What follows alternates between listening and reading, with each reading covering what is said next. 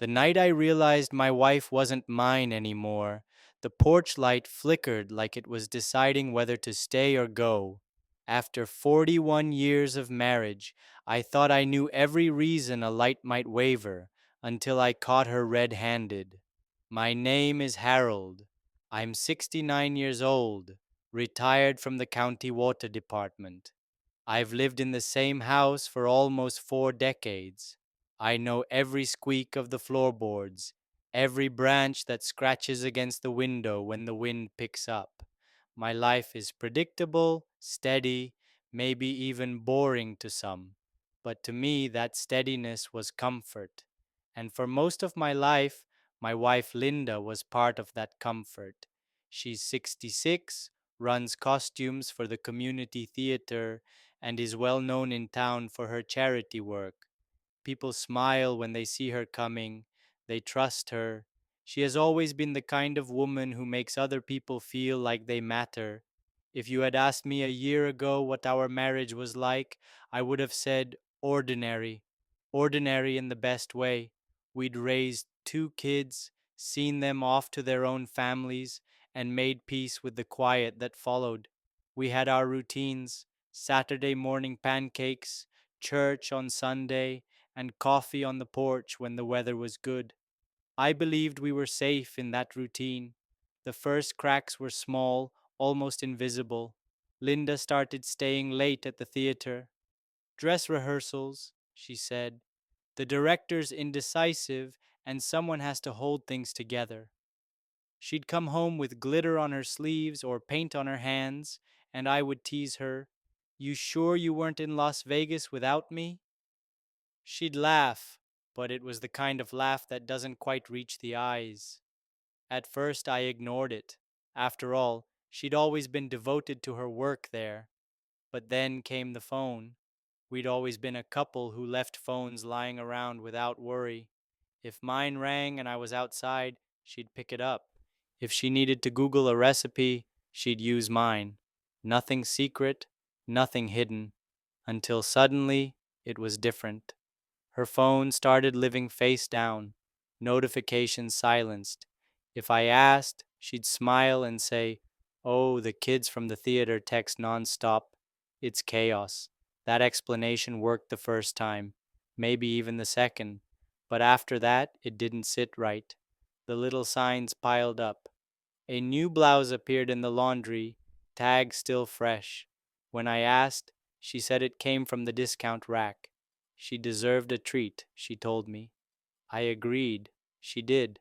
After all these years, she deserves nice things. But something about the way she rushed that answer made my chest tighten. Then came the wine glasses. One Saturday, I was unloading the dishwasher, and I noticed 2 glasses drying on the rack.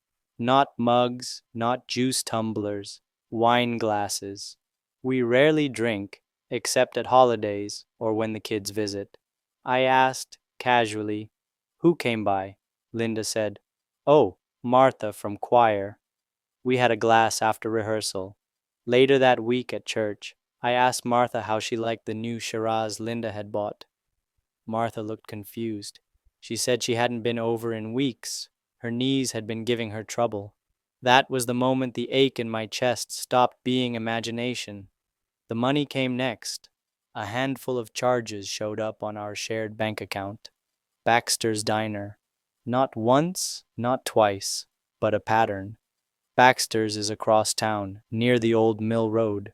Not somewhere Linda ever went, at least not with me. When I asked, she said, "Oh, that's where I meet the director.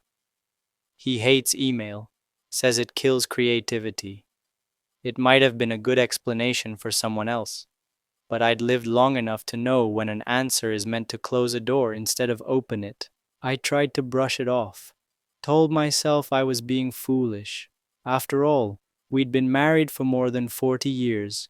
We'd raised children, sat through surgeries, attended funerals, held each other up through storms.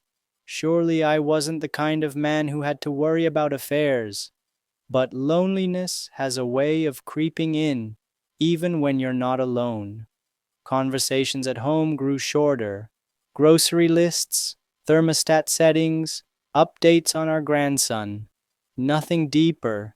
If I started to tell her a story about the old days at the water department, she'd say, "Hold on," because her phone buzzed again. Always that phone. If I pushed, we argued, and arguments didn't solve anything. They just left me sitting in my chair with more silence than before. Then came the Tuesday that changed everything. It was May. I was at home, sorting old tools in the garage, when my phone buzzed with a fraud alert from the bank. Unusual activity, it said. Another charge from Baxter's Diner. This time, at the very moment Linda was supposed to be at the church office taking inventory of hymnals. I don't like being lied to. I drove to the church first. Her car wasn't there. I called her, straight to voicemail. Something in me hardened. 41 years of marriage should mean I don't have to play detective. But that day, I knew I had to. At home, we sat at the kitchen table because that's where true things belong. The casserole was still warm. We didn't touch it. I said, "Tell me the truth without decoration. Numbers, dates, names." "It started in March," Linda said, "after the spring show collapsed. Paul stayed late to fix a rack. We talked. It felt easy. Coffee became lunch. It took the edge off the quiet. Did you tell yourself you were doing me a kindness by hiding it?" I asked, keeping my voice level the way I did when a valve was about to fail. "I told myself I was tired of feeling invisible," she said. "I told myself a turkey club at Baxter's didn't change our vows. I told myself that since we weren't," she swallowed, "since we weren't breaking the big line, the small lines didn't matter." "Small lines are the fence," I said. "Step over enough and you're in someone else's yard." She nodded. "We held hands once in the parking lot. We sat too close. We said things I should have said to you. Betrayal and anger lived on my tongue. Regret pulled up a chair. I pictured myself in my recliner evening after evening, answering with one syllable, saving the longer stories for Earl at the hardware store.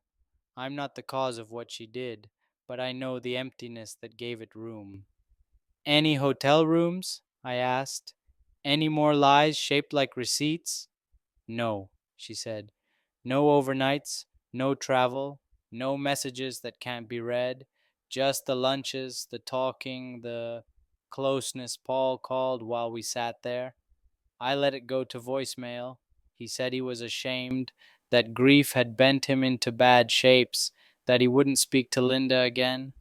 I played it twice and heard a man who knew the difference between apology and explanation. "I'm asking for a 90-day separation," I said. "Not punishment, structure. You'll stay at Claire's. We'll do counseling, together and alone. You'll cut contact with Paul. Not a goodbye coffee, not a last note. Nothing." "I agree," she said, like a diver gulping air. "I'll resign from the theater if you want." "I don't want panic," I said. "I want choice. Step back from late nights. Keep daylight hours. Bring me into your world instead of building a private wing."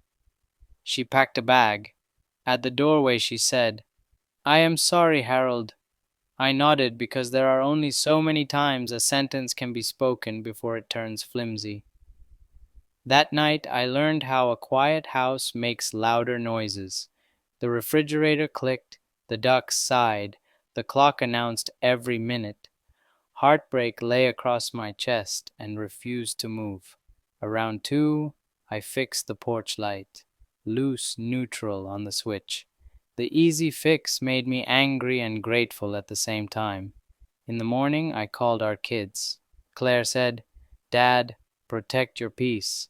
Pete said, "Come stay with us if you need a different roof." Being treated like a man worth guarding steadied me more than coffee. Counseling began that week. Beige room, soft lamp, a plant too hopeful for winter. The therapist said, "Injury, boundary, repair." I said, "Betrayal, anger, regret, because I needed those words to be heard out loud. Linda said, invisible, useful, needed. I could tell those were old coats she'd worn long before March. We set rules like framing a wall, shared calendars, phones on the counter, no one-on-one lunches, no being the last to lock the theater. We scheduled a 15-minute check-in after dinner, no screens, no chores, just one true thing from each of us. It felt awkward, then necessary. Week 1 alone, I ate badly and slept worse. Week 2, I started walking at dawn. The old retriever on Maple wagged like we were business partners. I fixed the wobbly porch step and rehung the front door so it closed with a kind thud. Doing gave my hands a job while my heart filed paperwork. On day 15, Paul's daughter met me on the sidewalk. Dad's moving to Cedar Grove, she said. He knows he messed up. He's staying out of the way. That sounded like the right shape for an apology. By day 20, the fog thinned. A small relief appeared, not because the pain was less, but because the story had clear lines. I wasn't a jealous old man inventing shadows. There had been a crossing, and I saw it with my own eyes. Sunday, I wrote 2 lists at the table, reasons to stay, reasons to go. History, grandchildren, the softness we still found in small pockets went on the left. Trust, big letters, sat almost alone on the right. I stared until it blurred, then took a breath and kept showing up for the next appointment anyway.